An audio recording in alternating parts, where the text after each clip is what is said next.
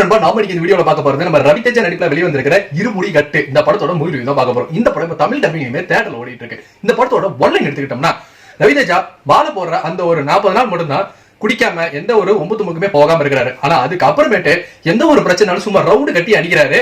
அது முக்கியமா நல்ல விஷயத்துக்கு தான். ஆனா குடிக்கிறது அப்படிங்கிறது டெய்லி குடிச்சிட்டே இருக்கிறாரு. அவர் பாட்டில் கைமா தான் பாத்துட்டே இருக்க முடியும். ஆனா அவரோட பொண்ணு வந்துட்டு காலையில் நைட் வரைக்கும் நீ என்னெல்லாம் பாக்குறியோ என்னெல்லாம் நடக்குதோ அப்படியே அந்த நைட் எங்கடா ஒப்பிச்சிடணும் அப்படின்னு சொல்லி தான் வளர்க்குறாரு. இந்த மாதிரி பொண்ணு பாக்குற பிரச்சனை எல்லாம் அப்பா எடுத்து வந்து சொல்ல அந்த பிரச்சனையெல்லாம் போய் அப்பா வந்துட்டு துவம்சம் பண்றாரு. சோ இந்த ஒரு சமயத்துல தான் பொண்ணு வந்து பார்க்கக்கூடாத ஒரு பெரிய பிரச்சனையை வந்துட்டு பாத்துருது. ஆனா அது அப்பாட்ட சொல்லணும்னு வந்துட்டு காத்துட்டு இருக்கிற அந்த சமயத்துல அப்பாவை ரீச் பண்ண முடியல, அப்பா டப்புன்னு பார்க்க முடியல. ஏன்னா அவர் வந்துட்டு மாலை போட்டிருக்காரு. இந்த மாதிரி ஒரு சுச்சுவேஷன் இருக்கும் போது கடைசியா என்ன நடந்துச்சு, அந்த பிரச்சனை என்ன, இந்த பொண்ணு அவங்க அப்பா கிட்ட சொன்னாரு, அந்த அப்பா அந்த பிரச்சனை எப்படி சால்வ் பண்ணாங்களா படத்தோட மீதி கதையை அமைச்சிருந்தாங்க.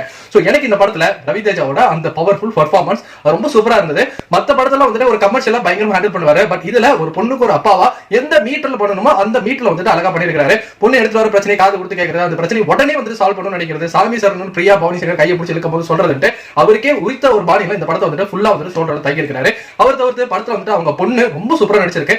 இப்போ நம்ம மத்தவங்களோட ஒரு ஆர்டிஸ்டோட ஒரு பொண்ணோ ஒரு பையனா இருக்கும்போது பார்க்கும்போது நமக்கு பெருசா கனெக்டபிளா இருக்காது. சில படத்துல தான் கனெக்ட் ஆகும். அது இந்த படத்துல வந்து கனெக்டா இருக்கு. அந்த பொண்ணு உண்மையா ரவிதேஜாவோட பொண்ணாவே அந்த ஒரு ஃபேமிலியாவே நல்ல ஒரு பாண்டிங்கா வந்துட்டு நல்ல ஒரு பிளசன்ட் சர்ஃபேஸ்ல அந்த நேச்சுரலா அப்படியே வந்துட்டு படத்தோட அந்த ஒரு சினிமாட்டோகிராஃபியோட ஒன்றி பார்க்கும்போது கண்டிப்பா இது ஒரு ஃபேமிலி, இந்த ஃபேமிலி வரக்கூடிய பிரச்சனைகள் அது ஹீரோ எப்படி வந்து சால்வ் பண்றாங்க மாதிரியான ரொம்ப சூப்பரான விஷயமா வந்து டைரக்டர் பண்ணிருக்காரு.